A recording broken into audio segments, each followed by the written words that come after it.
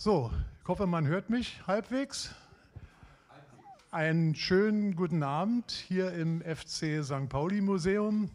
Ich darf euch alle ganz herzlich begrüßen zu unserer heutigen Veranstaltung und freue mich, dass ihr unsere Gäste heute seid. Ein ganz besonderer Willkommensgruß geht natürlich an Rainer, an Thorsten und an Livka, die heute hier die Hauptpersonen sind und die uns hier diese Lesung ermöglicht haben. Vielen herzlichen Dank dafür schon mal im Voraus. Wir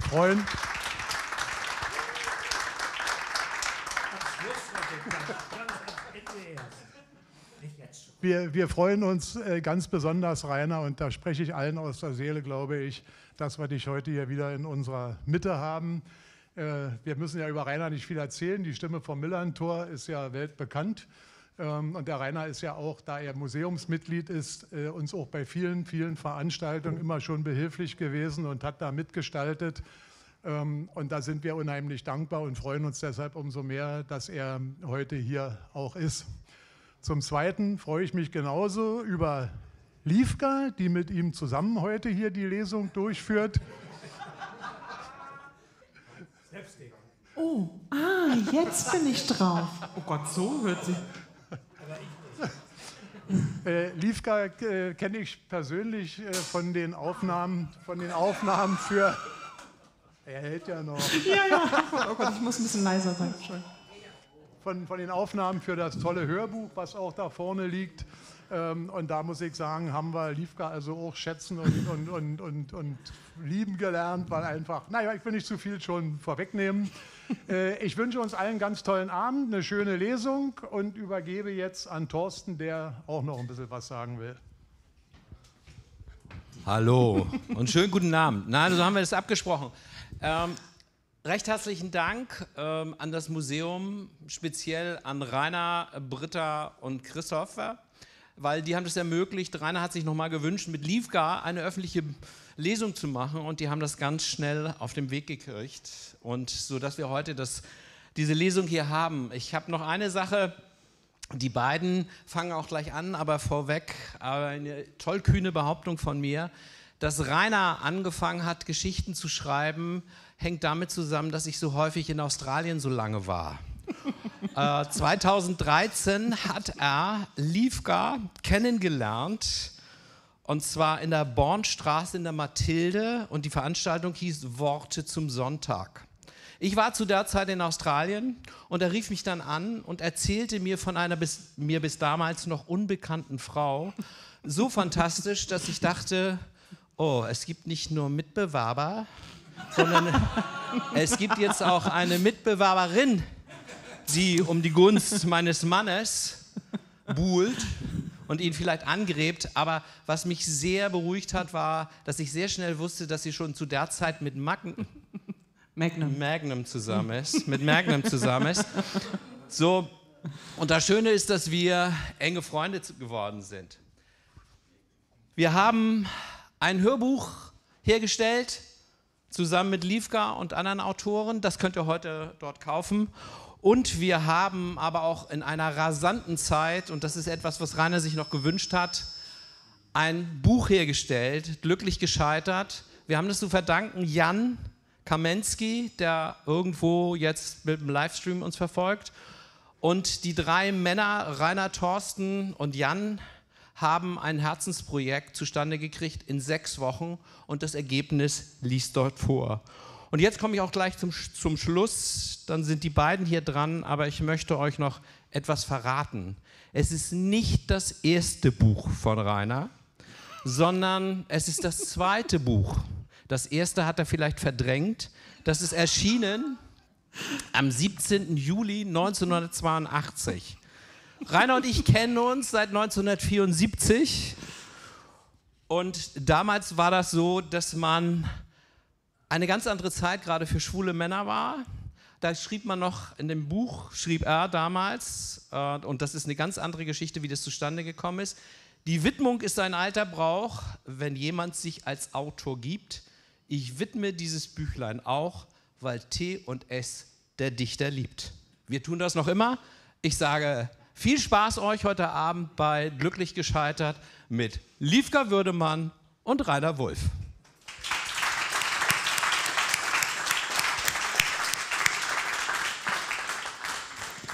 Ja, da müssen wir gleich anfangen. Ich habe das Gefühl, ich bin so ein bisschen dominant, jetzt stimmlich. Und ich rede jetzt einfach mal weiter, möchte mich gleich einmal entschuldigen. Also das Thema heißt ja glücklich gescheitert. Ihr seht mich, ich scheitere also ständig, wie zum Beispiel beim mich auf den Stuhl setzen. Eben. Ich weiß nicht, ob du es mitbekommen hast, aber es hat zweimal sehr unangenehm.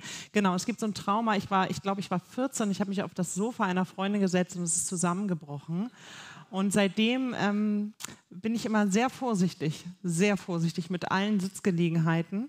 Genau, jetzt auch hier. Aber er hält noch. Mal sehen, ob ich scheitern werde und im Laufe dieser Lesung zusammenbreche. Aber ich nehme es dann mit Humor. Ich lese dann einfach von unten. Ja, soll ich direkt anfangen? Ja. Genau, ich habe auch bei meiner Textauswahl überhaupt keine Probleme gehabt, weil eigentlich jeder Text vom Scheitern handelt bei mir, von meinem eigenen. Und ihr seid ja alle hier, um Rainer zu sehen und zu hören. Und ich ehrlich gesagt auch. Und damit ihr wisst, wer ich bin, habe ich gedacht, und auf was da auf euch zukommt, stelle ich mich mal mit einem Text über meine Psychologin und mich vor. Und der heißt Jetzt mal ehrlich.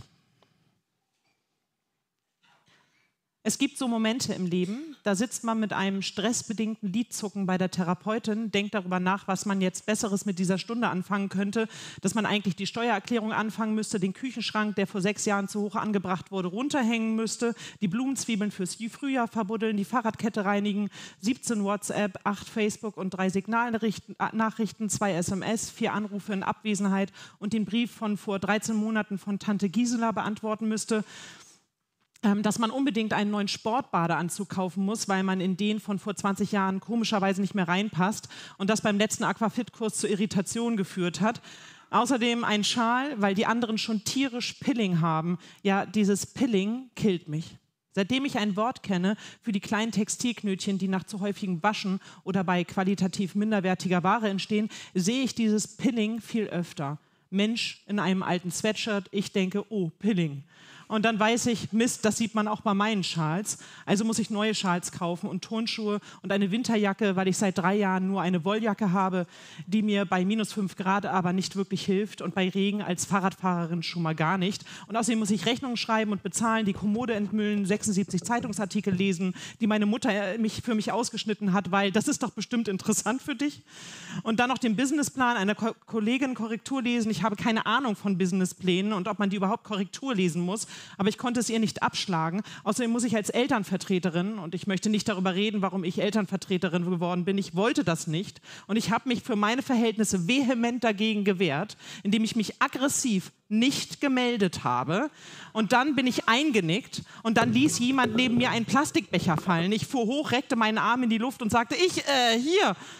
Außerdem muss ich als Elternvertreterin und obwohl ich Vegetarierin bin, einen Hotdog-Stand für das Lichterfest in der Kita organisieren und danach noch Nachrichten in die Hummelgruppe posten, dass bald der nächste Erzieher Geburtstag hat und dafür sowie für die Weihnachtsgeschenke Geld gesammelt werden muss. Außerdem brauche ich einen Grippeimpftermin und einen Check-up und zur Zahnreinigung müsste ich auch mal wieder und Geschenke für 3 anstehende Kindergeburtstage und 5 Erwachsene müssen noch organisiert werden. Außerdem steht Weihnachten vor der Tür, Weihnachten steht immer vor der Tür und dann hängt da noch dieses große, schwere Damoklesschwert des Schreibens über mir. Ich sollte auch unbedingt anfangen, einen Roman zu schreiben, denn Romanschreiben ist der nächste Schritt, den ich schon 13 Jahre vor mir herschiebe. Ach, und außerdem haben wir keine Milch mehr und kein Klopapier. Es gibt also diese Situation, da hocke ich auf dem Sessel bei meiner Therapeutin, mein Lid zuckt mich in den Wahnsinn. Ich weiß, dass ich eigentlich noch 1000 Dinge erledigen müsste, aber der Körper und der Geist schreien nach Ruhe. Sie fragt, und? Sie fragt, und? Alle wach. Sie fragt, und? Wie geht es Ihnen heute? Und ich sage, super. Ein bisschen stressig, aber ansonsten echt gut. Aha, sagt die Therapeutin, guckt mir lange in die Augen. Kann sie sehen, dass mein Lid zuckt? Therapeuten können das bestimmt, die haben das studiert, die lesen doch garantiert alles an der Körpersprache und Gestik und an unkontrollierten Zuckungen ab und wissen, dass man lügt, aber sie sagen nichts. Sie nicken nur wissend mit dem Kopf. Die haben bestimmt so einen Kodex, niemals etwas anzusprechen, was der Mensch im Sessel versucht zu verbergen. Und dann treffen sie sich zur Supervision mit ihren Kollegen und Kolleginnen und spielen Patienten-Lügen-Bingo.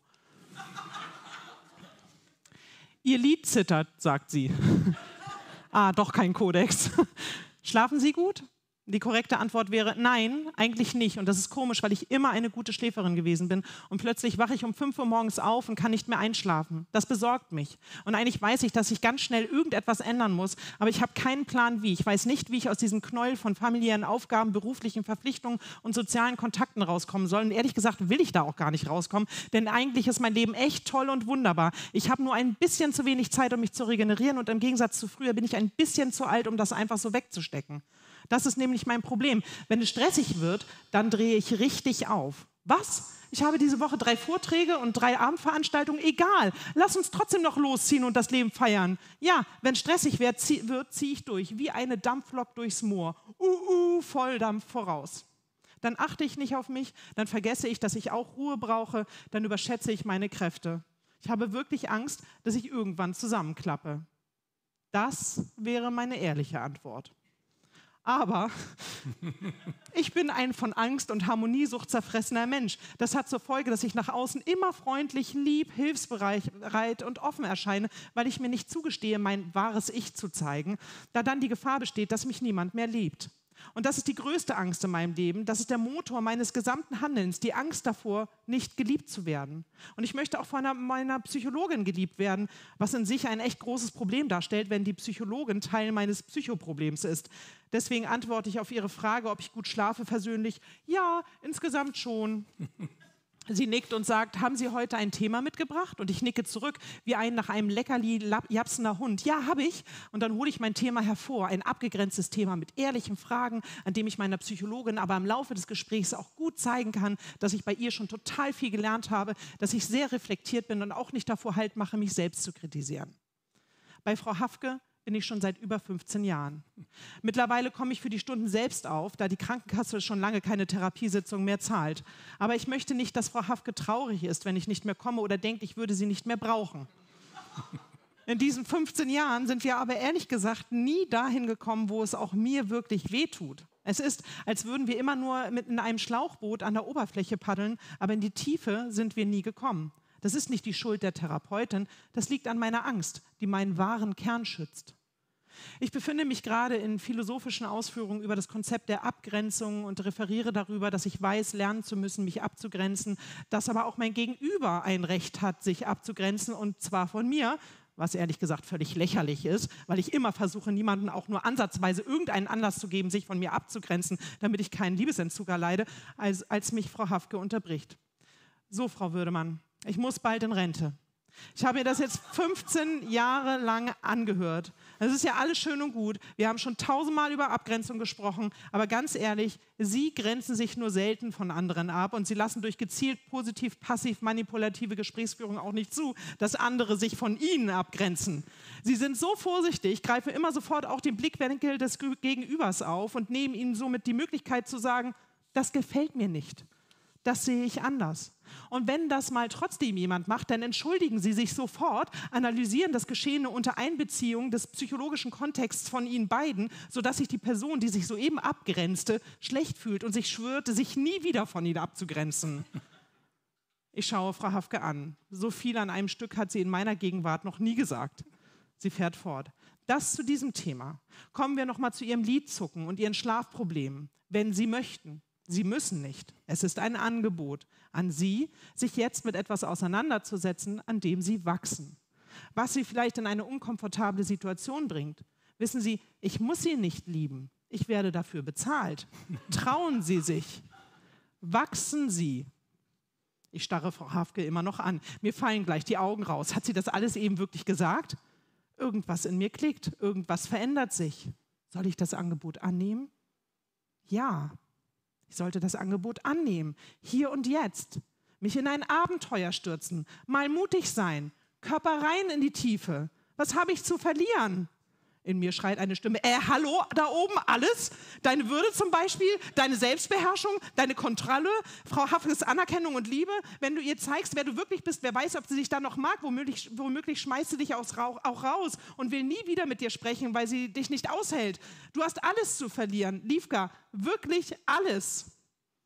Ich antworte, ich soll wachsen, Frau Hafke, aber ich bin schon so groß. Ich möchte eigentlich nicht mehr wachsen.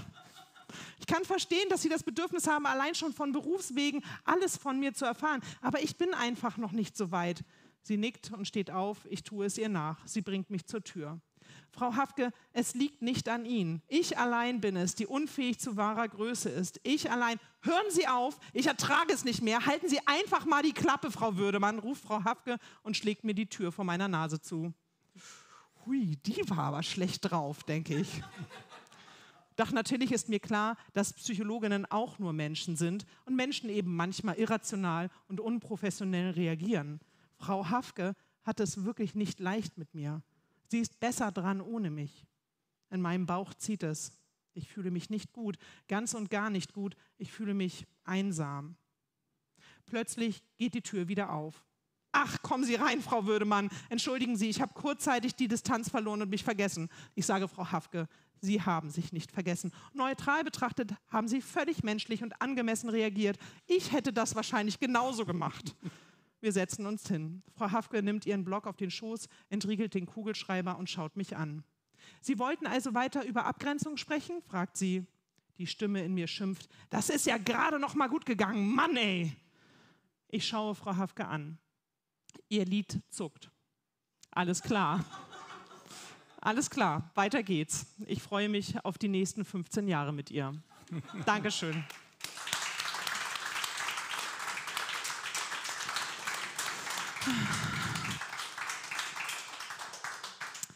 Ja, ich habe irgendwie kein Problem mit Scheitern-Texten, wenn ich mir so dein Leben angucke, Rainer. Weiß ich... Immer gescheitert.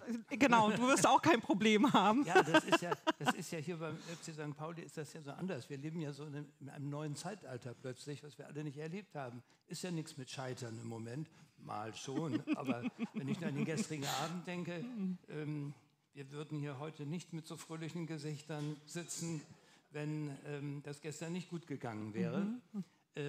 Dennoch werde ich immer wieder gefragt, warum heißt dein Buch Glücklich gescheitert? Und wenn ich diesen Text jetzt vorlese, den ich hier vorbereitet habe, dann werdet ihr das alle wissen. Glücklich gescheitert. In der Schule gehörte ich eher zu den Gescheiterten als zu den Gescheiten. Kein Wunder, hatte mein Gymnasium doch den hehren Anspruch, eine Art geistige und sportliche Elite auszubilden. Fürs Abi reichte es dann auch nur, weil bei der Reifeprüfung nicht die strengen Maßstäbe unserer ausnahmslos männlichen und noch in der Nazizeit pädagogisch gestellten Lehrer galten, sondern die weitaus weniger anspruchsvollen Vorgaben des Kultusministeriums. Aber zuvor hätte ich nach jeder Klassenarbeit, egal ob Mathe, Chemie oder Latein, über eine weitere 4- überglücklich sein müssen, besser noch eine glatte 5, bestenfalls sogar eine 6. Dieses Hochgefühl jedoch blieb mir versagt. Sebastian Rabsal war nämlich zu jener Zeit noch nicht geboren. Und folglich konnte ich die Ratschläge dieses deutschen Poetry Slam Meisters und Kabarettisten, bekannt unter dem Künstlernamen Sebastian 23, noch gar nicht kennen. Jenes Büchlein auch, dem er einen verheißungsvollen wie auch verkaufsträchtigen Titel gab, endlich erfolglos, mit dem Untertitel Ein schlechter Ratgeber. Das hätte mir schon gepasst. Mit schlechtem Gewissen schlich ich mich nämlich oft genug nach Haus und teilte mit stockendem Atem meiner alleinerziehenden Mutter mit, dass ihr Sohn den Schulbetrieb doch so innig liebe, dass er gern noch ein Jährchen dranhängen würde. Von diesem Vorsatz machte ich als 14-Jähriger Gebrauch. Blauer Brief, ausgerechnet zur Weihnachtszeit, Versetzung gefährdet. Und Ostern blieb ich sitzen, Klassenziel nicht erreicht, gescheitert. Sebastian 23 hätte mir dazu gratuliert. Weniger gefallen hätte ihm vermutlich, dass ich fortan in Sachen Lernerfolg und bessere Noten einen gewissen Ehrgeiz entwickelte, zumal unsere finanziellen Möglichkeiten entschieden gegen eine weitere Verlängerung meines Schülerdaseins sprachen. Er hätte mir ins Gewissen geredet. Junge, hätte er gesagt, du warst doch so auf einem guten Weg, gescheitert schon in der Untertertia. Wie geil ist das denn? Wie ein Wanderprediger versucht Sebastian 23, der Apologet des Misserfolgs, uns alle auf den rechten, schlechten Weg zu bringen. Wir sollten bitte endlich auf Selbstoptimierung und das Streben nach Perfektion verzichten, weil doch unsere Ziele ohnehin nie erreichbar seien. Scheiß also auf die von diversen Gurus als Allheilmittel gepriesene, erfolgversprechende Work-Life-Balance, sei es bei der Ernährung, beim Sport oder auch bei unseren Bucketlists. Auf Bucketlists stehen Vorhaben, die wir schon immer gern mal realisieren wollten, jedoch ohne sie jemals angepackt zu haben und die übrigens auch nie anpacken werden. Eine Art Versprechen, das wir uns selbst gegeben haben und das uns nun ständig in Zugzwang versetzt, zum Beispiel Bungee-Springen im Grand Canyon oder Esperanto lernen, möglichst sogar beides gleichzeitig. Dass ich nach meiner Schulzeit und schon während meines Studiums Journalist beim NDR wurde, was ich selbst in meiner stupiden Einfalt bisher immer noch als wunderbare Fügung meines Schicksals empfand, würde die Gemeinde jenes Sebastian 23 als eine geradezu perfekte Spielart des Scheiterns interpretieren. Chef vom Dienst bei einem sogenannten Mainstream-Medium. Kann in einem menschlichen Leben noch mehr schiefgehen? Diese grundsätzliche Frage hatte ich mir zuvor allerdings noch nie gestellt, außer in einigen Alltagssituationen. Zum Beispiel, wenn ich aufgrund der Unvollkommenheit meines technischen Verständnisses ins Handbuch Microsoft Word für Windows 2.0 schauen musste. Laut Hersteller und gleichzeitig Täter ein Referenzhandbuch praxisnah und kompetent. Indem Sie die Druckformatvorlage des Dokuments mit der Druckformatvorlage der Dokumentenvorlage verbinden, können Sie die Druckformatvorlage der Dokumentenvorlage aktualisieren. Wenn Sie die Druckformatvorlage eines Dokuments und der Druckformatvorlage einer Dokumentenvorlage verbinden, ersetzen die Druckformatdefinitionen des Dokuments die gleichnamigen Druckformatdefinitionen der Dokumentenvorlage. Ha, werdet ihr sagen, ist doch alles sonnenklar. Und ich, der ich solche Momente der Verständnislosigkeit bislang als Erniedrigung empfand, sage nun auch, oh geil, wie geil ist das denn? Ich bin nämlich auf dem besten Weg, mich endlich selbst zu pessimieren, wie unser Sebastian das nennt. Liebe Freunde, Ostern, das Fest der Auferstehung steht uns bevor. Ich bin deshalb auferstanden und habe bei Karstadt eine festliche Illumination erstanden. Mein eigenes Osterfeuer im leuchtenden Hühnerei, eine Art Mini-Armleuchter für Ganzarme. Und auch ich benötige dafür die Hilfe einer Bedienungsanleitung. Und ich lese. Sie bekommen nicht nur teutonische Gemütlichkeit für trautes Heim, auch Erfolg als moderner Mensch bei anderes Geschleckt, nach Osterei angezündelt und länger, weil Batterie viel Zeit gut lange. Zu erreichen Glückseligkeit mit dicker Ei ganz hell, einfach Handbedienung. Erstens, Auspackei und Freu. Zweitens, Snippel A von Hase, männlich, kaum abbiegen und verklappen in Gegenslippel B in Hase, weibisch für Illumination. Drittens, Ei zur Osterfeuerung mit Klammer in Tischtuch oder Sakko von Lebenspartnerin einfräsen und lächeln für Erfolg. Viertens, für kaputt, Eilikör machen und trinken oder beschweren an wir Osterhassgesellschaft mit beschränkter Haltung. Und fünftens, für neue Batterie, Altbatterie zurück für Sauberwelt in deutscher Hühnerstall. Ja, das kapiere sogar ich, mit sehr viel Mühe allerdings. Und dabei denke ich komischerweise immer an die Rothosen im Hamburger Volkspark. Denen wünsche ich doch auch Niederlagen, die doch so viel Spaß machen. Schluss mit der Plackerei beim Training, bei wichtigen Spielen Elfmeter verschießen, Eckbälle hinters Tor, Eigentor, Torschützenkönig werden, Lokalderby lustvoll verlieren. Wir alle haben doch ein Recht auf Unvollständigkeit und Erfolglosigkeit. Ihr auch. Und wenn ihr mir jetzt am Ende dieser Geschichte euren Beifall versagen solltet, dann freue ich mich und sage mir, glücklich gescheitert.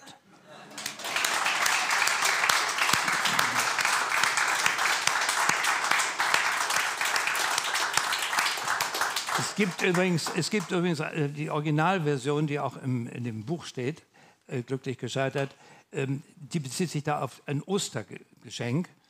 Ich habe gedacht, jetzt steht Ostern vor der Tür, da kann ich den Weihnachtstext nicht vorlesen und habe den Ostertext extra für euch heute hier geschrieben und insofern ein bisschen verändert gegenüber dem Weihnachtstext. So. Ja. Nun ist Livka dran mit, ich habe mir das Stichwort Crack-Mutti. Ja, genau, das war das. Das ist ein Teil des Titels, der dir im... ich bin glaube ich, wieder raus. Ist gut. Genau, der dir hängen geblieben ist im Gedächtnis. Der Text heißt, der Kurs ist nicht dafür konzipiert, dass ihr alle Übungen macht oder inkontinente Lokstädter Crack-Mutti. Das ist so eine kleine, ich habe heute so eine kleine Themenlesung zum Thema Schweiß auch mitgebracht. Es tut mir leid. Es geht um Schweiß, es geht auch ein bisschen um Kacke und Urin. Es tut mir wirklich leid. Viel Spaß. Ich und Sport, das war schon immer eine Aneinanderreihung von Demütigungen mit abschließenden, vollkommenen Verlust meiner persönlichen Würde. Ein großer Faktor ist dabei das Schwitzen. Ich schwitze schnell. Und das nicht nur, weil ich übergewichtig bin, sondern weil es meine Veranlagung ist. Ich existiere, also schwitze ich. Und zwar so sehr, dass Menschen, die mich nicht kennen, immer denken, ich wäre gerade auf Heroinentzug. Draußen sind angenehme, warme 11 Grad, ich bin langsam umherspaziert, komme dann in einen mäßig temperierten Raum und sofort bahnen sich mehrere Schweißtropfen ihren Weg von meiner Stirn an meinem Ohr vorbei, über meine Halsmulde in Richtung meines Ausschnitts, dem Schweißtropfen-Auffangbecken, in dem sie dann für immer verschwinden. Ich sage dann stets zu meiner Entschuldigung, dass heute aber auch besonders hohe Luftfeuchtigkeit herrsche. Mein Gegenüber nickt dann meist verständnisvoll, denkt sich aber, ja, die ist doch auf Heroin oder wahrscheinlich sogar Crystal Meth, habe ich letztens bei Netflix gesehen. Ich kann da machen, was ich will, mir wird immer schnell warm und wenn es erstmal soweit ist, bleibt es auch eine Langeweile so. Dann dampfe ich ab. Also jetzt nach der Schwangerschaft und der Geburt ist alles noch viel schlimmer geworden. Niemand hatte mich davor gewarnt, dass mir von nun an noch heißer sein würde. Jetzt schwitze ich sogar, wenn ich kalt dusche. Meine Ärztin sagt, das seien die Hormone und dass ich das mit dem Rollkragenpullover ab jetzt vergessen könne. Als hätte ich jemals Rollkragenpullover getragen. In meinem Fall hätte sie vielmehr sagen müssen, dass ich das mit der Kleidung ab jetzt vergessen könne. Aber wahrscheinlich hatte sie Angst, dass ich die Konsequenzen noch in ihrer Praxis ziehe. Nun schwitze ich immer. Draußen sind laue 3 Grad. Ich komme nur mit einem Tanktop bekleidet in einem kühlen Raum an, in dem die Heizung ausgefallen ist und mir laufen zig Schweißtropfen den Kopf runter in Richtung Auffangbecken. Ich habe es längst aufgegeben, mich zu erklären. Ich sage gleich, sorry, ich bin auf Heroinentzug. Mein Gegenüber nickt verständnisvoll und beschließt, mich nie wieder zu treffen. Mit so einem Opfer will es nichts zu tun haben. Andere Menschen finden durch ihr Kind wieder zurück in die Gesellschaft. Ich fliege hochkant raus. Als ich mich direkt nach Maggies Geburt dann zum obligatorischen Rückbildungskurs anmeldete, hatte ich noch nicht viel von den mir bevorstehenden Schwitzattacken mitbekommen. 2 Monate später, der Kursbeginn rückte bedrohlich näher, war mir die Lage schon etwas klarer geworden. Doch die Optimistin in mir sagte, dass alles gut, dass der Kurs schon nicht so anstrengend werden würde. Nun ist es soweit. Für den Morgen des Kursstartes habe ich alles minutiös geplant. Der Kurs beginnt um 10 Uhr, ich stelle mir den Wecker auf 6, Maggie schläft weiter und lässt mich in Ruhe duschen, alles läuft wie am Schnürchen, sodass wir beide schon um 9 Uhr komplett startbereit sind. Ich ziehe sie langsam an, werfe mir eine Sommerjacke über, es sind immerhin 2 Grad. Dann nehme ich sie in die Trage. Wir haben jetzt noch 50 Minuten für einen 25 Minuten Fußweg. Großartig. Ich setze einen Fuß aus der Tür, als es plötzlich donnert und vibriert. Ich erschrecke mich, denke zuerst, dass ein Flugzeug auf uns stürzt, bis ich verstehe, dass Maggie einfach nur ordentlich einen abgesetzt hat. Mist, ich nehme sie aus der Trage, ziehe sie aus. Mir ist warm. Ich hoffe, dass in der Windel kein Orkan gewütet hat. Nein, kein Orkan, es war ein Tsunami. Ein Kacke-Tsunami. Ich möchte nicht weiter ins Detail gehen, aber es kommt Maggie am Halsausschnitt, an den Ärmeln und den Hosenbeinen wieder raus. 30 Minuten später hat Maggie frische Sachen an. Auch ich musste mich komplett neu einkleiden, weil Maggie zunächst mit einem Fuß in die Tsunami-Windel getreten ist, Klassiker, sich dabei jedoch die Windel in ihrem für ein Baby recht fleischigen linken großen rechten Zeh verhedderte, wodurch sie beim Strampeln nicht nur das frisch gestrichene Kinderzimmer, sondern auch mich mit quittefarbenen Kackepartikeln besprenkelt hat. Es ist jetzt 9:45 Uhr, mir läuft der Schweiß in Strömen und wir kommen schon jetzt 10 Minuten zu spät.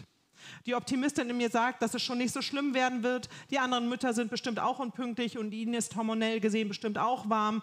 Um 10:05 Uhr komme ich an. Ich bin die letzten 1000 Meter gerannt oder das, was man bei mir dazu sagt, wenn ich versuche, mit einem Kind im Tragetuch zu joggen.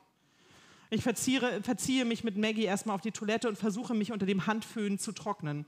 Klappt nicht so wirklich, aber immerhin sieht man nicht auf Anhieb, was da bei mir los ist. Ich komme in den Raum, alle Teilnehmerinnen sind da, 6 zierliche 30-Jährige mit Nachwuchs, die Kursleiterin und jetzt Maggie und ich.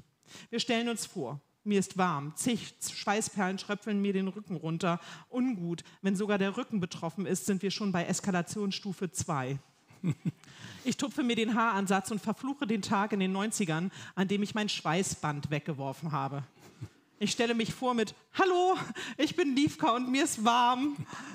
Ich lache uncool, niemand reagiert. In meinem Kopf hat sich das besser angehört. Die Kursleiterin schaut in die Runde und sagt: Ich schlage vor, wir legen die Babys in die Mitte und fangen mit einer leichten Übungseinheit an. Sollten eure Kinder unruhig werden oder weinen, kein Problem, dann setzt ihr bei der entsprechenden Übung einfach aus. Der Kurs ist eh nicht dafür konzipiert, dass ihr alle Übungen macht. Noch während sie den letzten Satz spricht, fangen 4 von 7 Babys an zu weinen. Sofort werden sie gestillt, gefüttert, gewiegt, gewickelt. Maggie liegt auf dem Boden und strahlt. Mir ist immer noch heiß, mein Körper läuft auf Hochtouren. Ich beginne also mit der ersten leichten Übungseinheit, bei der es sich um einen Mix aus Planking und einem sterbenden Schwan handelt. Ich verstehe A, die Anweisung nicht, lockere deine Pobacke und spiele mit ihr Mandoline. Ich meine, hä? Und B, gehorcht mir mein Körper überhaupt nicht. Irgendwie sind meine Muskeln ganz komisch weg. Vor allem in der Körpermitte, aber auch an den Extremitäten. Die nächsten Übungen sind weder leichter zu verstehen noch weniger anstrengend. Mittlerweile werden 5 von 7 Kindern gestillt, gefüttert, gewiegt, gewickelt. Maggie liegt auf dem Boden und strahlt. Mir ist einfach nur heiß. Ich fühle mich wie ein Dampfkessel kurz vor der Explosion. Die nächste Übung wird in einer seitlich geplänkten Drehhaltung durchgeführt. Man soll dabei ein Gummiband zwischen die Sitzbeinhöcker spannen, um den Beckenboden zu trainieren. Abgesehen davon, dass ich nicht weiß, wo sich meine Sitzbeinhöcker befinden, weiß ich nicht, wie ich ein Gummiband zwischen irgendwas spannen soll, wenn ich kein Gummiband zur Hand habe. Verdammt nochmal! Mir läuft der Schweiß in Strömen. Mittlerweile werden 6 von 7 Kindern gestillt, gefüttert, gewiegt, gewickelt. Maggie liegt nun alleine auf dem Boden und strahlt. Sie ist sich selbst genug. Ich bin ja froh, dass sie so ein zufriedenes Baby ist, aber ausgerechnet jetzt. Die Worte der Kursleiterin hallen in meinem Kopf wieder. Der Kurs ist eh nicht darauf ausgelegt, dass sie alle Übungen macht. Nach einer Stunde ist nicht mehr viel von mir übrig. Ich stehe auf einer Matte, hiefe in Zeitlupe abwechselnd meine Beine hoch, während ich irgendwelche zentralen Muskeln im Bauchbereich mit Hilfe einer rhythmischen Stoßatmung aktivieren soll. Ich tue nur noch so, als würde ich irgendwelche verdammten Kackmuskeln im Bauchbereich mit Hilfe einer rhythmischen Scheißatmung aktivieren. Um mich herum ist ein Schweißsee entstanden. Meine schwarzen Sportklamotten sind klitschnass und kleben an meinem Körper. Ich muss aufpassen, dass ich nicht in der Pfütze ausrutsche. Maggie liegt allein in der Mitte auf dem Boden und lächelt versonnen. Sie spielt mit einer Fussel.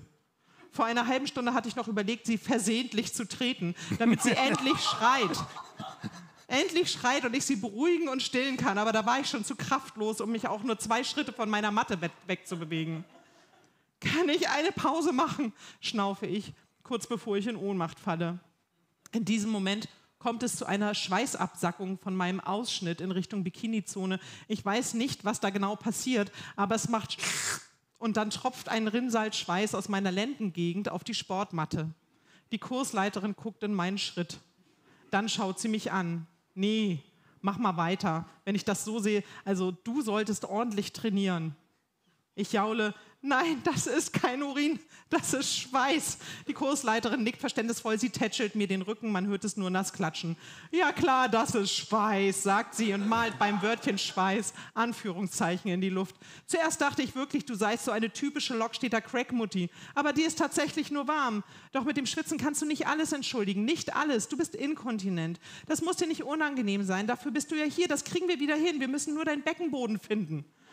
Ich gucke mich um. Alle Mütter stillen, füttern, wiegen, wickeln. Keine einzige hat mehr als 3 von den 27 Übungseinheiten absolviert. Nur ich. Ich habe sie alle gemacht. Ich bin die Chuck Norris der Rückbildung. Ich löse mich gleich auf. Ich fühle, dass die Zerfaserung meines Körpers schon längst begonnen hat. Jetzt ist Schluss. Ich lasse meinen Kopf nach hinten fallen und breche zusammen. Es macht einmal Platsch. Dann liege ich. Na gut, machen wir für heute Schluss, ruft die Kursleiterin. In diesem Moment fängt Maggie an zu weinen. Ich schwimme durch meinen See zu ihr und nehme sie auf den Arm. Sie lächelt mich an und ist zufrieden. Sie liebt mich so, wie ich bin. Vielleicht sollte ich das auch tun, mich so lieben, wie ich bin. Zu Hause bestelle ich mir einen 10er-Pack Stirnbänder und einen schweißabsorbierenden Ganzkörperanzug mit Kühlfunktion für knapp 500 €. Maggie schläft dabei auf meinem Schoß. Ein kleiner Schweißtropfen rinnt ihr die Schläfe runter. Ihr ist anscheinend heiß. Einfach so. Mir wird warm ums Herz. Andere Eltern wären nun eventuell darüber bestürzt, ihrem Nachwuchs eine so unangenehme, beeinträchtigende Eigenschaft wie ständiges, grundloses Schwitzen vererbt zu haben. Nicht so ich. Ich freue mich. Ich bin nun nicht mehr allein. Jetzt ist da jemand, mit dem ich zusammenschwitzen kann. Gemeinsam werden Maggie und ich uns durch unser Leben schwitzen.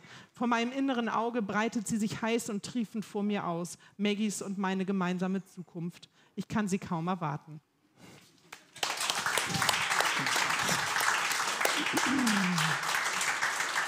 Ja. Völlig knochentrocken, knochentrocken. Ja. Nix mit Schweiß. Ja, ich habe mir da, darüber wollen wir nicht. Ja. Also es gibt da so Mittel. Ah ja. Aber auch da so nichts. Ja, und ich merke auch, ich habe irgendwie auch so einen warmen... Nix läuft raus oder Nee, aber ich habe es trainiert für die Lesung heute. Extra für heute Abend.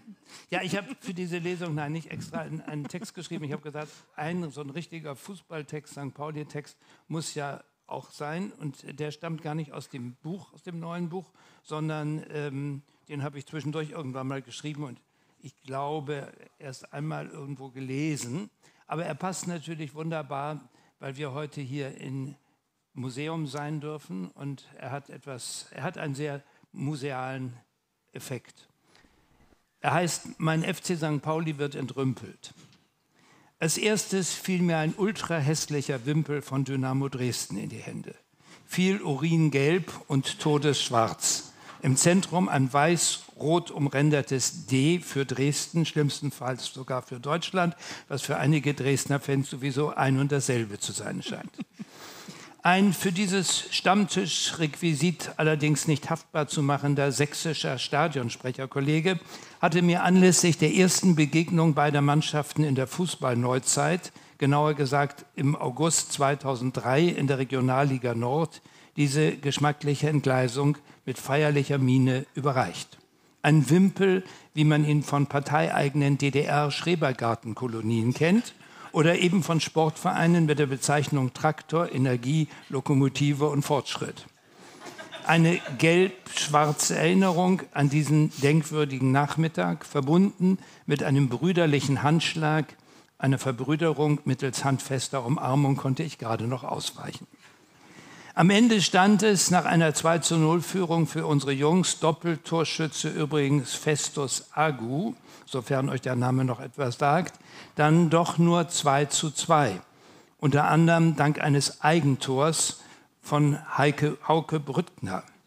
Der Schiedsrichter hieß übrigens Robert Heutzer, war im Prinzip natürlich Platz für Verschwörungstheorien bot, aber nicht mit Hauke. Dieses gelb-schwarze Dingens hielt ich also in der Hand, wenige Wochen nach meiner Verabschiedung am Hamburger Millerntor. Meinen Aufräumarbeiten im Kopf folgte das Kramen und Aussortieren im Büro. Ich nahm mir 3 geräumige Schubladen vor, in die ich jahrzehntelang all das gestopft hatte, was mir aufbewahrungswürdig erschien. Schriftwechsel, früher noch per Brief, später per Mail, mit Stadionsprecherkollegen, ab und an auch mit DFB und DFL, mit Vereinspressestellen vor allem, aber mit Fans. Die schickten mir meist auf Tonbändern oder CDs lyrische Lobpreisungen unseres Vereins zu. Vielfach in Knittelversen nach dem Motto „Reim dich oder ich fress dich". Und immer total ironiefrei. Oft genug selbst komponiertes, wahlweise für Schifferklavier oder Hammond-Orgel als Begleitinstrument. Und als Krönung so etwas wie Gesang. Huldigungen, die mich rein atmosphärisch dann doch wieder an den Dynamo Dresden-Wimpel erinnerten, natürlich zum Mitschunkeln geeignet. Ein einziges Mal hatte ich dann doch einem enthusiastischen Senior den Gefallen getan, seine Umtata-Komposition von ihm selbst mit brüchigen Greisenbariton gesungen und an der verstimmten Heimorgel begleitet zur Uraufführung zu verhelfen. Die eigentlich doch vorhersehbaren Folgen musste ich anschließend mannhaft ertragen. Vor nahezu jedem Spiel erhielt ich fortan von jenem Komponisten, Texter, Organisten und Sänger in einer Person neue CDs mit frisch komponierten und gesungenen Elogen auf Braun-Weiß, und zwar jahrelang bis, Gott hab ihn selig. Zum Glück hatte ich bereits nach jeder Spielzeit in der Sommerpause das Konglomerat St. Paulianischer Reliquien ein wenig ausgemistet, sodass das Volumen immer gleich blieb. Stets diese 3 Schubladen randvoll, passenderweise draußen weiß gestrichen und drinnen braunes Holz. Ein ungeordnetes Sammelsurium, ein Kuriositätenkabinett, mein ganz persönliches FC St. Pauli Museum. Gleich nach dem besagten sächsischen Wimpel fiel mir eine Stadionzeitung in die Hände. 29. Oktober 1988, Heimspiel gegen Karlsruhe. Der Titel HSV-Journal. Darin 2 Seiten über mich, den Stadionsprecher des Lokalrivalen, reich bebildert, sogar mit einem Kinderfoto. Ich als 2-Jähriger splitternackt vorm Klavier meiner Großmutter und eine Seite später mit einem kleinen Gummibällchen auf der Terrasse. Es dämmerte mir. Ein schwieriger Spagat war das damals. Zu jener Zeit war ich bereits seit 2 Jahren Stadionsprecher im Millerntor, hatte aber als NDR-Journalist gelegentlich auch mit der NDR 2 Radioshow zu tun, einem Vorprogramm der Bundesligaspiele des Rautenclubs. Dienst war nun mal Dienst. So entblödete ich mich eines trüben Tages auch nicht auf der Aschenbahn des Volksparkstadions bei einem Sackhüpfen mitzuwirken. NDR 2 Moderatoren gegen HSV-Profis. Man ahnt, wer gewonnen hat, aber it's no business like show business. In der Schublade fand ich Zeitungsausschnitte, zum Beispiel HSV auf dem Vormarsch, lebenslänglich infiziert. Gemeint waren aber nicht die Rothosen-Fans, sondern ein medizinisches Phänomen, das Herpes-Simplex-Virus, von Ärzten mit HSV abgekürzt. Ich ahnte es ja schon immer, vielleicht doch eher eine Krankheit. Nur der HSV. Die Mopo am 15. September 1989. Überschrift: Das Duell der Stadionsprecher. Jo Brauner kontra Rainer Wulff. Tagesschausprecher, Kollege Jo Brauner, der seinerzeit dem HSV seine Stimme und so etwas wie seriöse Gediegenheit gab, trat mit mir zum Lokalderby an, gemeinsam in der Sprecherkabine moderiert. Für einen Fototermin ein paar Tage vorm Derby hatte ich meinem Kollegen einen Vorschlag unterbreitet, eine kleine Maskerade. Jo, so meine Idee, sollte sich in St. Pauli-Klamotten ablichten lassen und ich neben ihm mit der Raute auf der Brust. Der Plan scheiterte, weil der Kollege bei dieser bizarren Selbstverleugnung dann doch nicht mitmachen wollte. Er war und ist nun mal kein St. Paulianer mit Sinn für skurrile Einfälle. Zur Strafe hätte man ihn dafür zum Sackhüpfen verpflichten müssen. Beim Ausmisten meiner kleinen St. Pauli-Archivgrabbelkiste fiel mir am Ende noch ein weißer Lappen in die Hände. Mein erster Stadionsprecherausweis anno 1986. Ein Passfoto, immerhin schon Farbe, eingeklebt in eine weiße Pappe, handschriftlich mit meinem Namen und der Funktion versehen. Das gute Stück habe ich übrigens unserem Museum zur Verfügung gestellt, als Kontrast dazu meinen letzten Stadionsprecherausweis aus der Spielzeit 2016/17, etwa 4-mal so groß, fester Kunststoff, farblich abgestimmte Symbole als Zutrittsberechtigung in den diversen Stadionbereichen, mit einem Barcode versehen. Aber trotz so vieler Hightech-Sperenzien mit einem kaum erkennbaren, weil viel zu dunklen Lichtbild. Mehr als 3 Jahrzehnte trennen diese beiden Dokumente und man sieht, dass jeder technische Fortschritt auch seine Grenzen hat. Wie meine Schubladen. Ich benötige seit der Räumungsaktion nur noch eine Schublade, hier oben. Denn das, was mir an braun-weißen Geschichten durch den Kopf schwirrt, würde mehr als nur ein Museum füllen.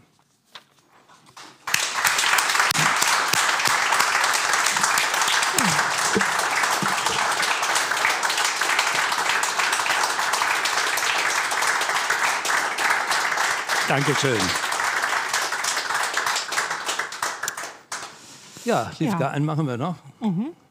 Ich habe jetzt einen Text mitgebracht, der auch in dem Hörbuch verewigt ist, das hier vorne käuflich in Verbindung mit dem Buch Alles muss raus. Alles muss raus zu erwerben ist. Ich hatte schon angedroht, es ist so eine kleine Schweiß-Themenlesung. Schweiß, Scheiterung, also gescheitert sein, Scheiterung, Themenlesung. Es geht hier also ein bisschen weiter. Und der Text heißt Hölle, Hölle, Hölle. Livka hat das auch gemacht, weil es eine meiner Lieblingsgeschichten aus ihrem Repertoire ist. Genau. Du hast sie dir gewünscht und ja, los geht's. Magnum und ich sind zur Hochzeit einer seiner ehemaligen Kommilitonen eingeladen, mit dem er schon seit 10 Jahren keinen Kontakt mehr hatte, sich aber zu Studienzeiten prächtig verstand. Hannes wohnt mittlerweile in Rümpel, einem 1000-Seelendorf kurz vor Lübeck. Ich bin versucht, das Geldgeschenk an eine Sanitärsaugglocke zu dekorieren und mit silbernem Edding auf den Stiel ein Pümpel in Rümpel. Wir wünschen euch Liebe, Glück und alle Zeit freie Abflüsse, Knickknack zu schreiben. Doch Magnum überzeugt mich, die Scheine zusammen mit einer normalen Karte in einen normalen Umschlag zu stecken. Am Hochzeitstag machen wir uns auf den Weg. Magnum in Jeans und Sakko, ich in meinem Hochzeitsoutfit, das ich mir vor 4 Jahren mal zugelegt habe und in genau der gleichen Kombination immer wieder trage. Schwarze Hose, graues Oberteil, Silberschmuck. Wir sind nicht so die Shoppingmäuschen und haben daher stets wenig Auswahl. Magnum und ich, wir sind das Pärchen auf Hochzeiten, an das sich nie jemand wirklich erinnert. Wir tanzen nicht, weil wir so groß sind. Wir stellen uns immer erst am Schluss in die Buffetschlange, damit niemand denkt, wir seien zu verfressen. Und wir sitzen meist den ganzen Abend über dezent an den uns zugewiesenen Plätzen und trinken Whisky mit Cola Light, einen nach dem anderen. Wir sprechen niemanden an, den wir nicht kennen und werden meist auch nicht angesprochen, wahrscheinlich, weil wir in unseren Graue-Maus-Kostümen nicht genügend Kontrast bilden, um von der Tischdecke unterschieden zu werden. Das war sogar auf unserer eigenen Hochzeit so. Aber damit haben wir uns abgefunden. Geteiltes Leid ist halbes Leid und wahrscheinlich ist das auch der Grund, warum Magnum und ich uns schon so viele Jahre so gut verstehen. Als wir die Location in Rümpel erreichen, stellen wir fest, dass es außer einem Bäcker keine Location gibt, weswegen in einem extra für diesen Anlass aufgebauten Festzelt gefeiert wird. Es ist Mitte September und überraschenderweise schon so kalt, dass Heizpilze im Zelt aufgestellt sind. Ich habe mir 2 Tage zuvor eine fette Erkältung aufgesagt. Meine Nase läuft in einer Tour und zwischendrin schütteln mich immer wieder Hustenkrämpfe. Mein Plan für diesen Abend heißt Rumgrog. So habe ich schon mal schwer erkältet eine Silvesterparty überstanden. Ich bin zuversichtlich, dass es auch heute Abend funktionieren wird.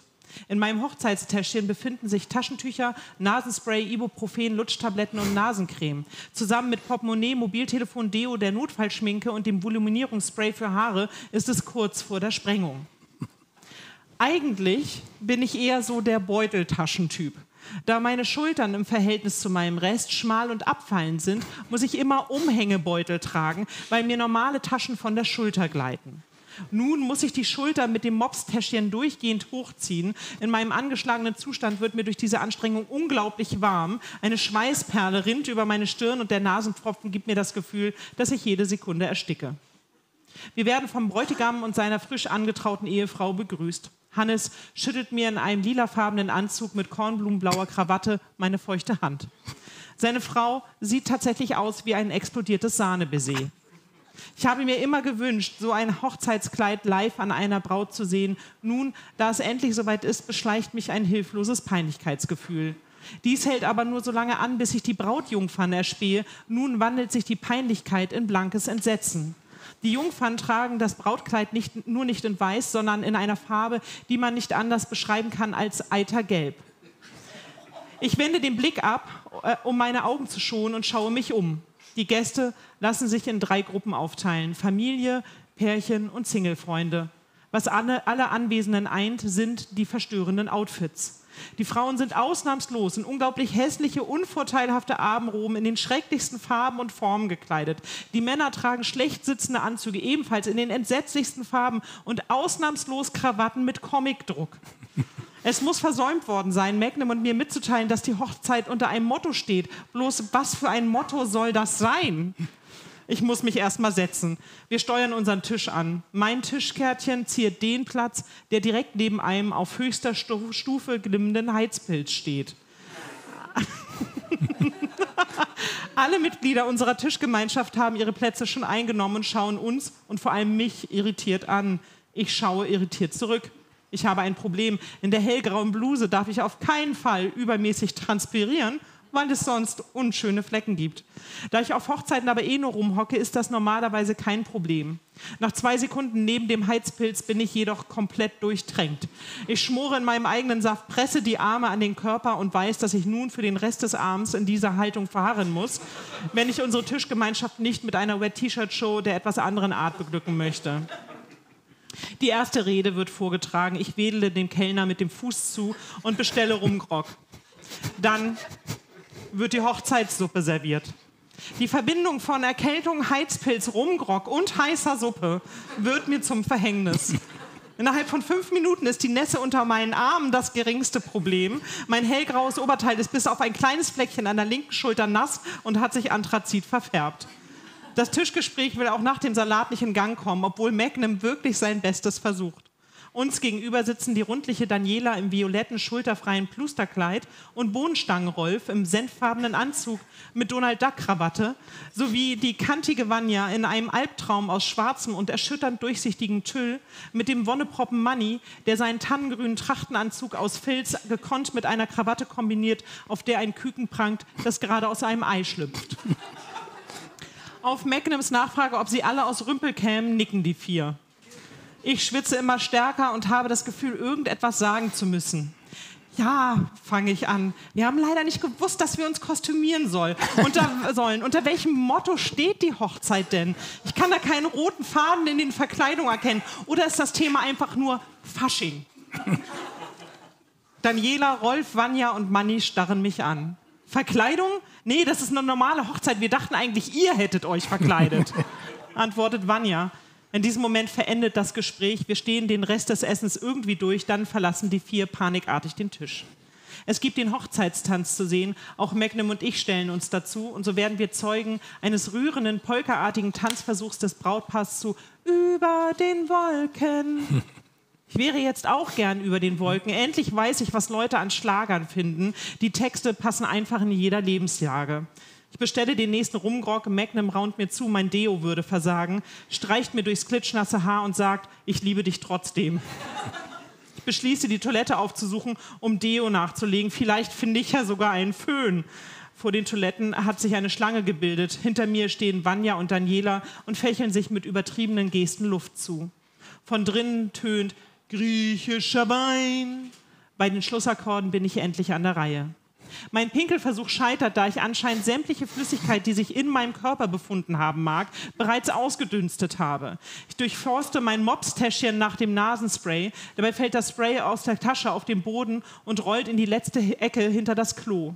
Fluchend bücke ich mich, stoße mit Kopf und Po an die Sperrholz-Klowände. Es knackt und rumpelt. Dann endlich bekomme ich das Spray zu fassen. Ich richte mich auf. Jetzt eine ordentliche Ladung. Ich drücke ab und ziehe das Spray mit geräuschvollem Röcheln und Schniefen ein. Es wirkt sofort. Ich atme tief durch, ziehe nochmal hoch und ende mit einem erleichterten Oh. Dann verlasse ich die Kabine und sehe Vanja und Daniela entgeistert vor mir stehen. Ich wusste, dass du nicht erkältet bist. Du bist voll auf Koks, voll drogenabhängig und warst nur auf Entzug. Deswegen hast du auch so geschwitzt. Das habe ich schon mal bei Netflix gesehen, sagt Vanja fassungslos. Dann wendet sie sich Daniela zu. Siehst du, ich würde nie in die Großstadt ziehen. Überall nur Junkies, alles stinkt. Daniela nickt heftig. Von drinnen hört man: Atemlos durch die Nacht. Mir wird übel. Ich kann nichts gegen den plötzlich einsetzenden Brechreiz tun und erbreche mich versehentlich auf Vanjas rechten Lackschuh. Ihr wisst ja gar nicht, was euch entgeht, sage ich und wische mir den Mund ab. Dann gehe ich zurück zu Magnum ins Zelt. Wir müssen los, ich kann nicht mehr, jammere ich und ziehe ihn hinter mir her. Im Gehen rempele ich versehentlich einen Heizpilz um. Sofort fängt eine Tischdecke Feuer. Magnum und ich lassen uns davon nicht ablenken und gehen zielstrebig zum Auto, starten den Wagen und fahren durch die Dunkelheit zurück nach Hamburg. Ich mache das Radio an. Es ertönt: Wahnsinn, warum schickst du mich in die Hölle? Hölle. Ich werfe einen Blick in den Rückspiegel und sehe das Festzelt lichterloh brennen. Schlager sind der Hammer. Sie passen einfach in jeder Lebenslage. Danke. Ja.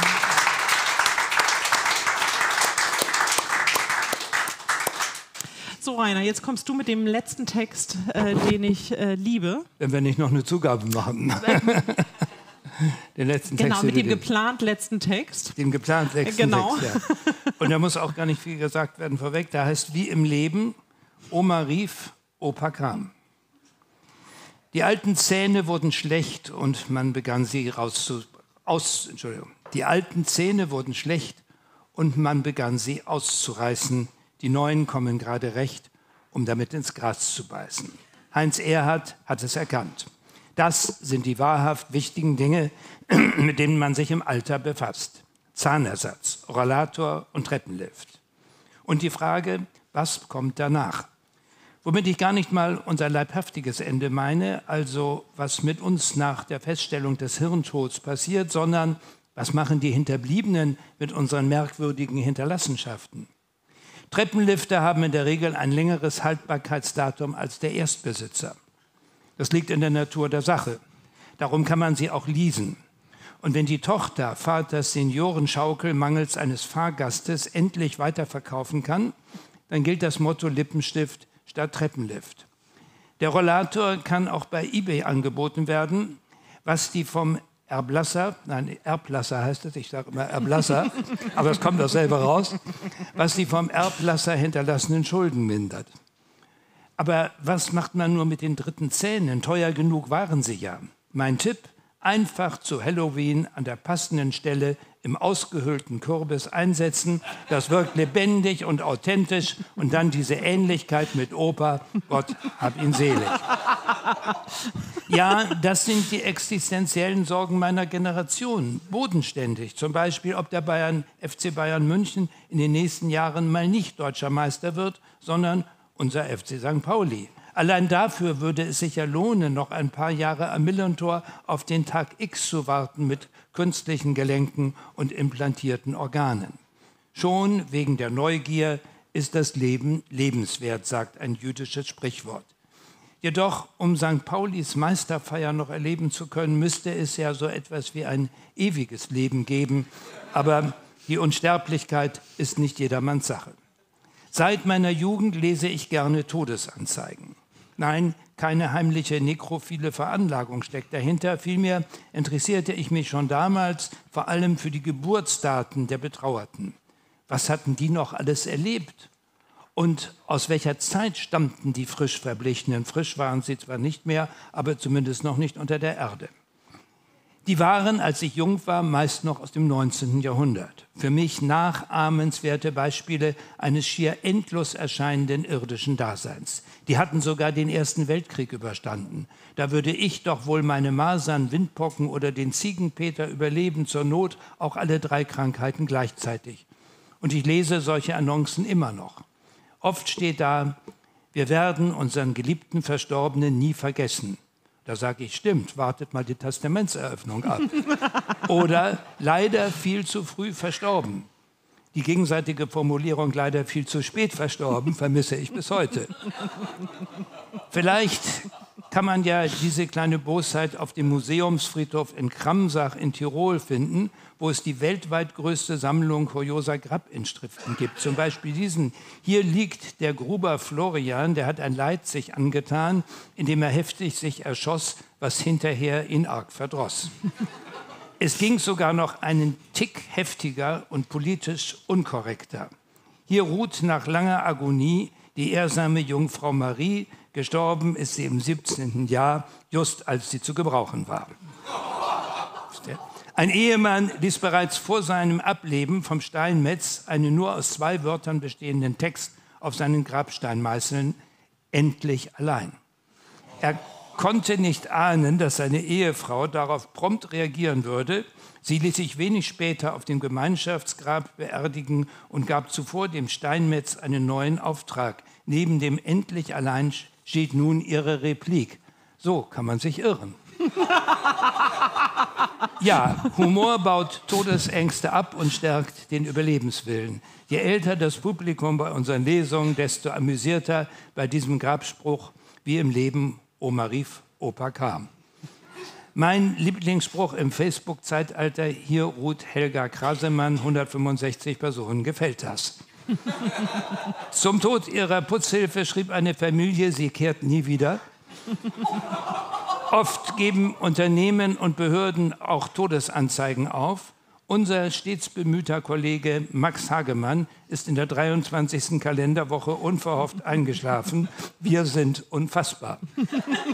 Die christliche Lehre wird neu geschrieben, wenn es heißt: Gott der Herr hat unseren lieben Vater zu sich und seiner Frau geholt. Wenn der alte Spanner sein Fernglas aus der Hand gelegt hat, steht auf dem Grabstein: Willem ist weg vom Fenster. Falsche Tränen werden oft geweint, wenn wir unserer Toten gedenken. So beschrieb ein Witwer seine Trauer: Tränen können sie nicht wieder lebendig machen, darum weine ich. Da braucht man mal eine Weile. Loriot beantwortete die Frage eines Reporters, was denn auf seinem Grabstein stehen sollte, mit der Bemerkung: ein Name wäre zweckmäßig. Für mein Grab habe ich schon einen passenden Text gefunden. Hier liegen meine Gebeine, ich wollte, es wären deine. Und ich wünsche mir eine fröhliche Beerdigung, auf dass am Ende alle Gäste sagen: schade, dass er das nicht mehr erlebt hat.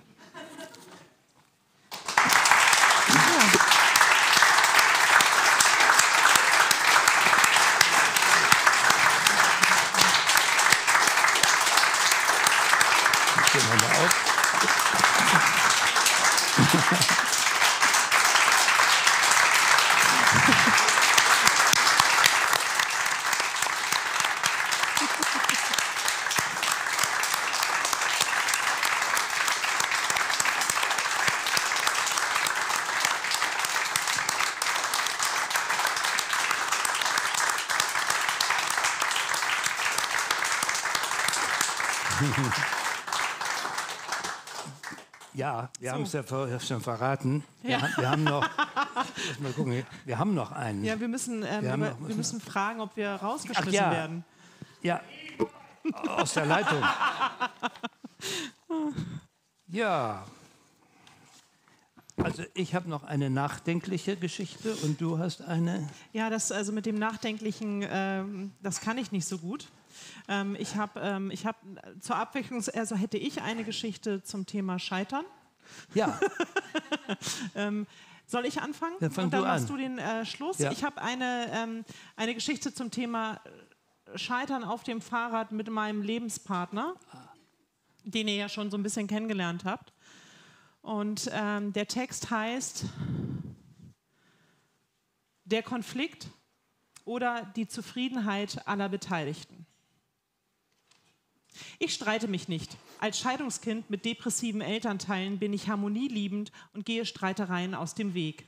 Ich kann schlecht zwischen sich streitenden Personen vermitteln, weil ich immer möchte, dass sich alle vertragen und lieb haben.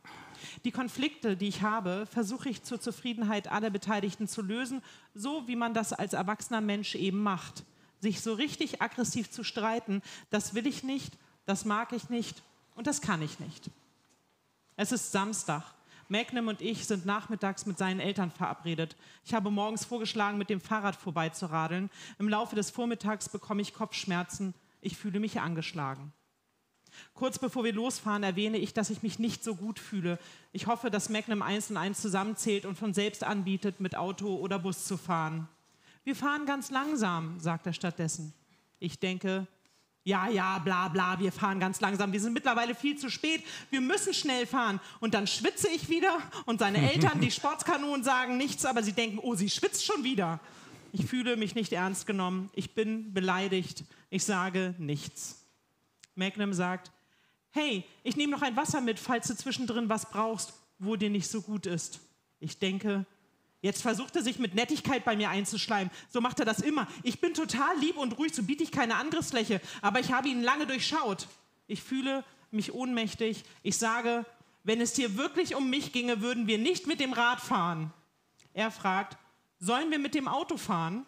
Ich denke, einmal im Leben hätte ich gerne eine Entscheidung von ihm. Kann er nicht einfach sagen, okay, dir geht es nicht gut, wir fahren mit dem Auto. Stattdessen zwingt er mich so passiv-aggressiv dazu, mit dem Fahrrad zu fahren. Ich sage, nein, wir fahren jetzt mit dem Fahrrad. Magnum rudert zurück. Nein, okay, ich hole das Auto. Ich sage, ich fahre jetzt auf keinen Fall mehr mit dem Auto. Ich fahre Fahrrad. Du kannst ja mit dem Auto fahren. Ich denke, er wird schon sehen, was er von seinem übergriffigen Verhalten hat. Dann bin ich jetzt halt bockig. Ich bin bockig. Magnum versucht, mich in den Arm zu nehmen. Ich fühle, dass es echt okay wäre, wenn er mich in den Arm nehme. Ich denke, so leicht gebe ich nicht auf. Jetzt denkt er, eine kurze Umarmung macht alles wieder gut, aber durch so eine Umarmung geht es mir auch nicht besser. Ich weiß, doch, durch so eine Umarmung würde es mir definitiv besser gehen. Ich sage, wir haben keine Zeit für sowas, wir sind schon viel zu spät, lass uns los. Magnum und ich fahren los. Ich fühle mich tatsächlich ziemlich unfit. Außerdem blendet mich die Sonne, die Autofahrer nerven die Fußgänger auch. Ich denke, warum bleibt er denn nun die ganze Zeit hinter mir? Ich trete in die Pedale und versuche ihn abzuhängen. Mir wird heiß. Magnum holt mich ohne Probleme ein. Ich rufe, willst du mich stressen? Warum bleibst du die ganze Zeit hinter mir? Ich denke, weil er weiß, dass es mich stresst, wenn er auf einer engen Straße neben mir fährt. Magnum ruft, weil ich weiß, dass es dich stresst, wenn ich auf einer engen Straße neben dir fahre. Ich denke, sein überkorrektes Verhalten kotzt mich an. Und toll, jetzt schwitze ich auch noch. Ich schweige. Mal sehen, ob er was sagt. Wir fahren 10 Minuten. Magnum sagt nichts. Ich denke, ich hasse sein passiv-aggressives Schweigen. Das macht er immer. Immer aussitzen. Das kann ich auch. Dann sage ich jetzt halt auch nichts. Ich bin hochaggressiv. Ich schweige hochaggressiv. Nach 10 Minuten ruft Magnum, wenn irgendwas ist, sag Bescheid, dann halten wir an. Ich denke, so ein selbstgerechtes Arschloch. Ich rufe, deine Pseudofürsorge kannst du dir sonst wohin stecken. Magnum ruft, halt mal an. Ich halte nicht an. Magnum versucht, neben mich zu kommen. Ich fahre schneller. Ich rufe, bleib hinter mir, du weißt, dass es mich stresst, wenn du neben mir fährst. Ich fühle mich total albern, kindisch und dumm. Ich denke fieberhaft darüber nach, wie ich diese Situation auflösen kann, ohne mich zu entschuldigen und vor allem ohne meine Würde zu verlieren. Ich weiß, dass ich mich entschuldigen muss und dass ich meine Würde bereits vor einigen Kilometern verloren habe. Ich denke, Moment mal, eigentlich hat er mich doch dazu gezwungen. Jetzt dreht er es so, als wäre ich irrational und schuld an der Situation. Dabei bin ich nur krank. Eigentlich werde ich in dieser Beziehung unterdrückt. Alle denken immer, er sei so ein lieber, zurückhaltender Mensch. In Wirklichkeit ist er der totale Tyrann.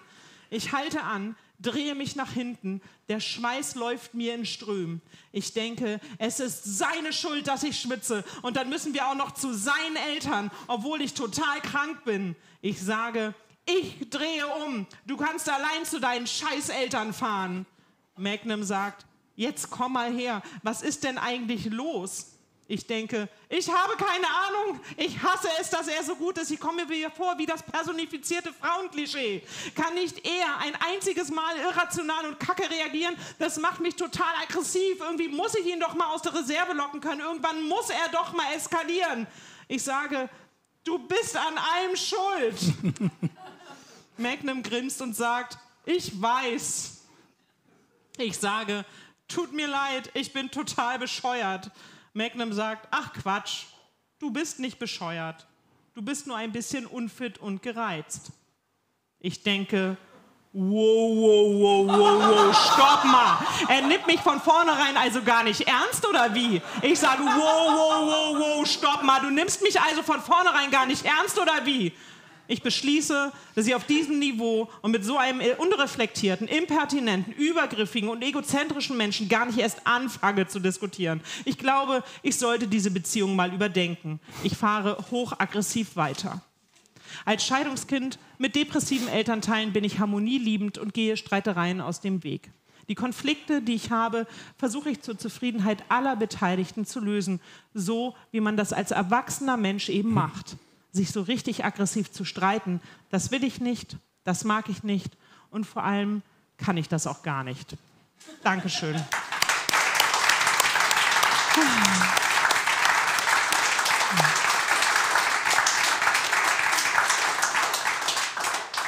Ja, das mit dem Streitverzicht wäre ja eigentlich schon ein gutes Schlusswort, aber wie gesagt, ich habe ja noch einen kleinen Text vorbereitet. Der heißt, die Zugtür zu und alle Fragen offen. Das darfst du aber nicht weiter sagen. Die Stimme des kleinen Mädchens, fast flehentlich, aber doch auch ein wenig im Befehlston kommandierend, flutscht vom Bahnsteig der nahen S-Bahn-Station erst übers Gleis, dann über 2 Gärten und schließlich über die Brüstung unserer Terrasse hinweg, mitten hinein in meine Ohren.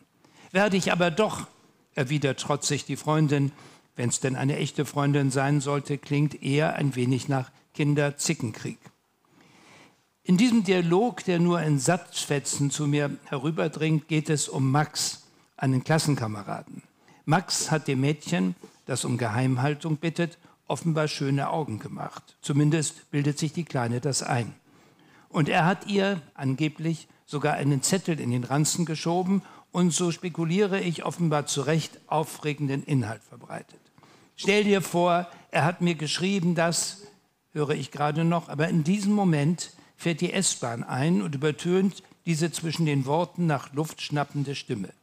So erfahre ich leider nicht, was Max denn nun geschrieben hat, ob ein paar poetisch angehauchte Zeilen wie aus einem Poesiealbum oder nur eine banale Frage wie, hast du Mathe schon fertig? Die beiden Kinder steigen in die Bahn, die Türen schließen, die Episode ist beendet. Für mich zumindest. Ich sitze im Strandkorb auf unserer sonnigen Terrasse, Südwestlage. Wenn ich von diesem Strandkorb spreche, ernte ich manchmal spöttische Blicke. Strandkorb in Hamburg? Weder Strand noch Sommerwetter. Falsch, liebe Leute. Ein solcher Strandkorb, der sogar eine 180 Grad Liegeposition ermöglicht, natürlich blau-weiß gepolstert, verlängert selbst nur durchwachsene Sommer um Monate. Ein paar Sonnenstrahlen im Februar reichen schon für Urlaubs- und Sommerfeeling, ebenso im Oktober oder gar November, wenn nicht gerade ein natürlich mit einem männlichen Vornamen getauftes Orkantief dazwischen grätscht. Die Terrasse liegt etwa 80 Meter Luftlinie von der S-Bahn-Station entfernt. Man ahnt ja nicht, wie abseits des pulsierenden großstädtischen Lebens im Hamburger Ortsteil Kleinborstel die Natur aus kleinste Geräusche transportiert. Zum Beispiel Sprache. Und zwar auf eine Weise, die nicht einmal als Störung wahrgenommen wird, leise nämlich, unaufdringlich, eben natürlich. Lebenstöne, die man aufnehmen mag. Sprachfetzen, über die man aber auch hinweghören kann. Stets nur Kurzgeschichten, ohne Happy End oder ganz ohne End. Denn irgendwann, etwa im 5-Minuten-Rhythmus, fährt immer eine Bahn ein und schluckt jene Bahnsteigprotagonisten, die mir deshalb lediglich kleine Rätsel hinterlassen. Mittags sind es häufig Kinder. Sie besuchen eine nahegelegene Schule mit musischen Schwerpunkten und schuleigenen Orchestern. Sie tragen Geigenkästen und Instrumentenkoffer oder verstecken sich hinter Kontrabasskästen, die größer und fetter sind als ihre Träger. Ich bin, weiß Gott, kein Freund von bellenden Hunden, von frei in Einzimmer-Apartments fliegenden Kanarienvögeln oder tobenden Kreischkindern, obwohl ich weiß, dass es auch die geben muss und dass sie irgendwann zu jenen Mitmenschen zählen werden, die meine Rente finanzieren. Die Kinder, nicht die Kanarienvögel. Meine Bahnsteigkinder, auch ständig piepsend, gurrend, glucksend oder gockelnd, oft aber streitend. Das gilt noch mehr für Erwachsene, deren kleinen Geschichten ich lausche, Sekunden nur, einem Radiotrailer gleich, vielleicht sogar ein Trailer zu ihrem Leben, vergleichbar mit einem Konzert, von dem man nur den ersten Satz hört, oder einer Oper, von der nur eine Arie präsentiert wird. »Ich lass mir von dir den Mund nicht verbieten«, zischelt eine hörbar erregte Frau ihrem Mann zu, oder ist es gar nicht ihr Mann? Und der wird aus dem Stand laut. »Nur ein Satz noch. Ich kann deine dauernde Eifersucht nicht länger ertragen.« Dann wird auch ihre Stimme gefährlich schrill, gegenseitige Vorwürfe, eskalierende Wortkaskaden, Handgreiflichkeiten sind zu befürchten. Ich überlege schon, 110 zu wählen, doch da schluckt die eingefahrene Bahn auch diese beiden Streithammel. Allerdings erst, nachdem er ihr geradezu geschäftsmäßig zugeraunt hat. Übrigens, wir müssen noch Klopapier kaufen und Olivenöl sollte man noch hinzufügen. Die Szenerie wechselt schnell wie auf einer Drehbühne. Eine Trauergesellschaft, die sich offenbar gerade auf dem nahegelegenen Ohlsdorfer Friedhof ihres Großvaters, genauer gesagt des Leichnams des Familienoberhaupts, entledigt hat, spekuliert pietätlos, was die bevorstehende Testamentseröffnung wohl bringen werde. Die Biedermeier-Kommode und den Barockengel aus Porzellan hat er mir fest zugesagt, posaunt eine Möchtegern-Erbin in alle Welt. Der Pastor hat ihn aber arg schön geredet, beschwert sich ein anderes Familienmitglied und erntet zaghaften Widerspruch. Über Tote solle man doch nur Gutes sagen, de mortuis nil nisi bene, so vernehme ich einen friedensstiftenden Sopran, eine Aussage, die sofort von einem vorwurfsvollen Bariton übertönt wird, du mit deinen blöden Anglizismen. Die eingefahrene S-Bahn schluckt die mehr oder minder Trauernden ebenso wie zuvor der Sarg des Verblichenen von Mutter Erde verschlungen worden war. 2 neue Darsteller treten an die Bühnenrampe, die hier eine Bahnsteigkante ist. Sie stellen mit spätpubertärem Gegröle die rhetorische Frage, wer wird deutscher Meister? Während die beiden noch ein überraschendes Nur der HSV hinterher schicken, setze ich ein schadenfrohes Grinsen auf, das die schon vorm Spiel bierseligen Gestalten nur leider nicht sehen können. Die Rothosen sind längst in Liga 2 angekommen. Schade, dass sich die 2 letzten Optimisten nicht auch ein paar Stunden später bei ihrer Rückfahrt erleben darf. 5 Bier mehr auf der Habenseite, aber keine Punkte, ein 0:5 gegen Jahn Regensburg. Gelegentlich würde ich mich ja gerne einmischen, als Stimme aus dem Off, als Paarberater beim Ehezwist, als Souffleur, wenn jemand offensichtlich nicht mehr weiter weiß, als donnernde Stimme aus dem Jenseits oder der nächsten Polizeiwache, wenn mal wieder jemand besoffen randaliert, Mitreisende bedroht oder gar ganz schlicht nur auf den sauberen Bahnsteig kackt. Ich müsste dazu ja nicht einmal ein Mikrofon und einen Lautsprecher installieren, rein tontechnisch gesehen. Ich könnte auch all die kleinen Geschichten, die mir die S-Bahn-Nutzer als Fragmente anbieten, aufschreiben und mit Hilfe meiner ausufernden Fantasie tatsächlich zu einem Ende bringen, also immer dort ansetzen, wo die einfahrende S-Bahn dazwischen gegrätscht ist. Aber nein, das würde dann doch wieder in Arbeit ausarten. Und dafür lege ich mich nicht in den Strandkorb. Blick ins Grüne, die Bahnsteigkulisse mit den schnell wechselnden Protagonisten im Rücken, die S-Bahn-Züge als Pointenkiller. Um Bertolt Brecht ein wenig abzuwandeln, wir stehen selbst betrübt und sehen besoffen die Zugtür zu und alle Fragen offen. So.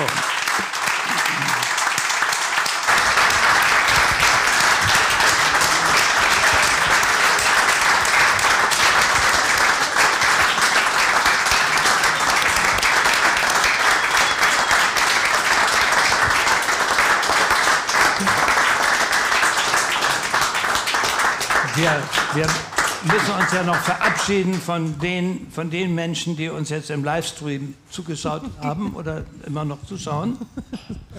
Ja, genau. Also zunächst mal ist noch einer dran. Vielen Dank euch beiden. Das war wieder ein wunderbarer Abend. Also wir haben wieder uns köstlich amüsiert. Das war einfach toll und vielen lieben Dank an euch beide. Und vor allen Dingen für dich, Rainer, alles Gute. Danke. Und ja, das war die Lesung. Das ist im Stream auch, ja. Und dafür auch einen schönen Dank an Christopher, Celina und Caroline, die hier für die Technik zuständig waren.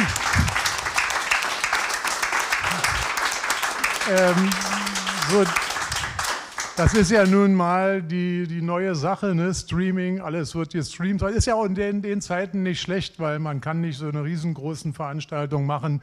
Trotzdem können also alle irgendwo teilhaben. Dafür herzlichen Dank. Auch für die beiden hinterm Tresen, an Maler und Sanna, die uns hier mit Getränken versorgt haben. Die es auch gerne noch weitermachen, aber wie gesagt, ihr wart heute die Hauptperson und das war wieder einfach genial.